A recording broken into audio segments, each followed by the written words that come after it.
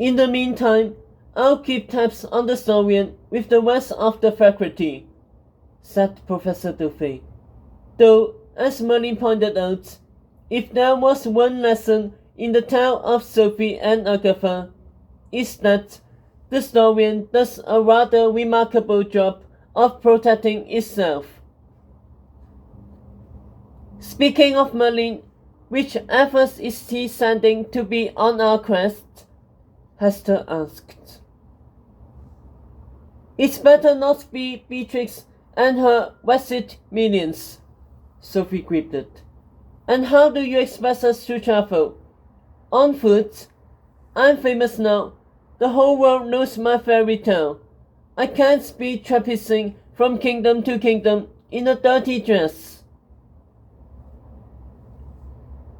The clocks in both castles tolled at midnight, drowning her out, while Professor Dufay peered at the bay. Merlin assured me his Alpha team would be here by now. Do you see them? Sophie and the waitress exchanged glances, as if the old dean had stayed up too long past her bedtime. Wouldn't they be arriving at the south gate? Sophie said diligently.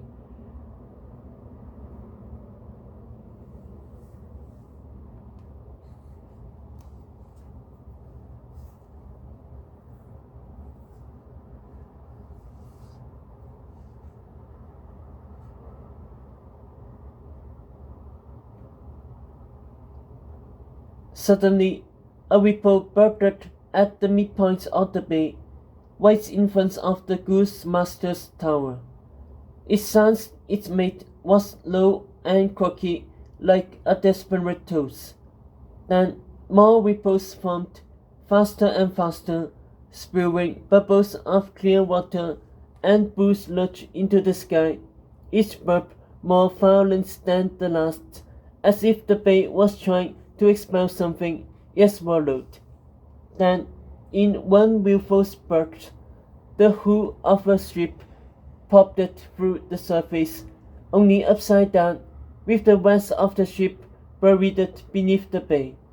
It took a final cacophonous splash to send the hull toppling over and turn the ship right side up, a glorious blue and gold, billowing with creamy white sails and the name eye green painted along the bow near a masthead statue of a young dark-haired woman dangling a lantern over the sea.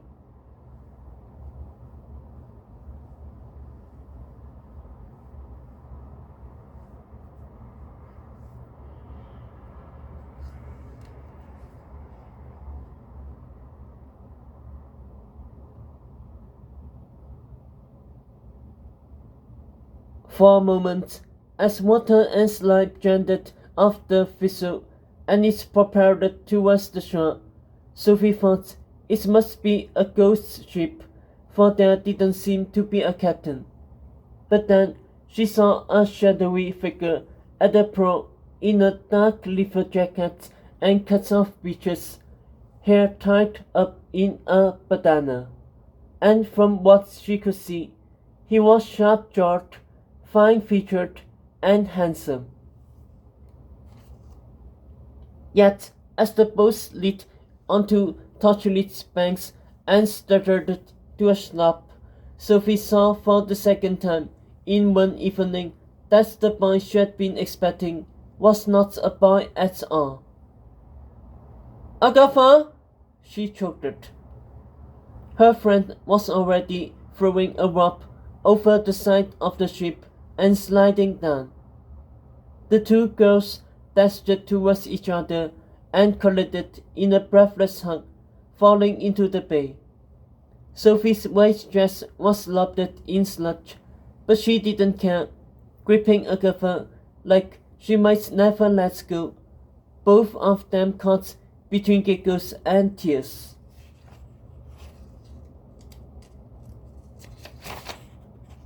On the shore, Professor Dufay was dapping her eyes as were Dot and Annabelle, each of whom knew what it means to have a best friend.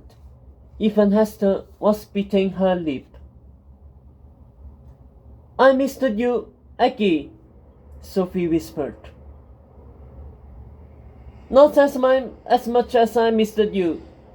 They made Foolish give me wedding lessons," Agatha said breathlessly.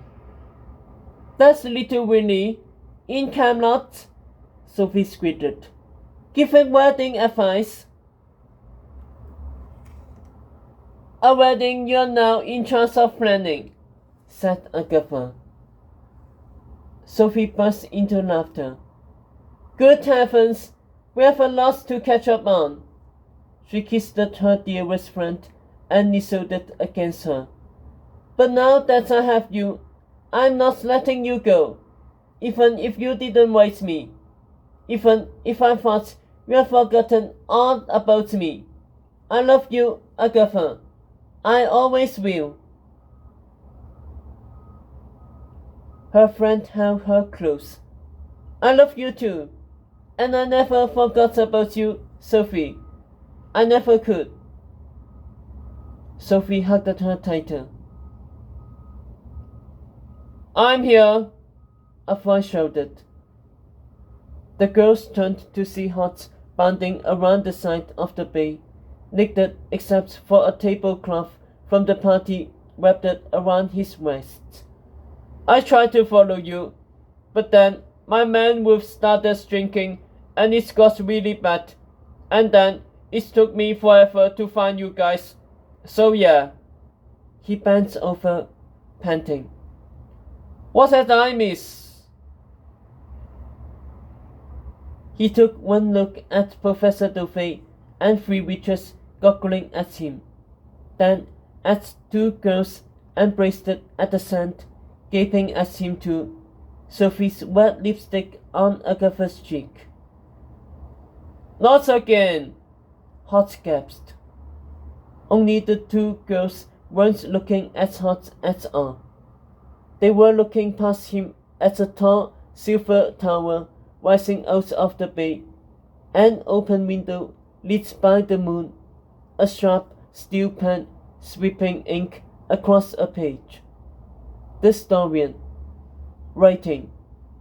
A new fairy tale had begun. Hot. Who would want a Hot? "Come, girls. We need to see what the pen is writing before it turns the page," Professor Dovey said, leading the group towards the Evil's castle. "Once it moves on, it won't let us flip back." Hot was desperate to take a bath and put pants on, but he couldn't let Agatha run off with Sophie unsupervised, so he followed them up the shore.